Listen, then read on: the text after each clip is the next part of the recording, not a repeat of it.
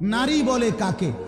আওরাতুন, যে নিজেকে আড়ালে রাখে, যে নিজেকে গোপনে রাখে, যে নিজেকে লুকিয়ে রাখে। রাসূলুল্লাহ সাল্লাল্লাহু আলাইহি ওয়াসাল্লাম বলছেন তাকেই নারী বলে। আল মারআতু আওরাতুন, আওরাত, আওরাত মানে আড়ালের বস্তু, গোপন বস্তু। হীরা মণি মুক্তা রাস্তায় ফেলে দেয় না, হীরা মণি মুক্তা আগলে রাখতে হয়, আপন করে রাখতে হয়, গোপন করে রাখতে হয়, মখমলের কাপড় দিয়া পেঁচাইয়া রাখতে হয়। নারী হীরামণি মুক্তা, নারী রাস্তার পাথর না,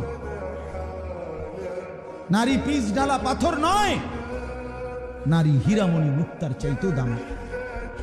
অতএব বেপর্দা নারী আমার দৃষ্টিতে, এটা আমার ব্যক্তিগত কথা, বেপর্দা নারী এটা কোনো মহিলা না, নারী না, বেডিও না, বেডির জাতও না। এটা তো এটা কি? এটা প্লাস্টিক।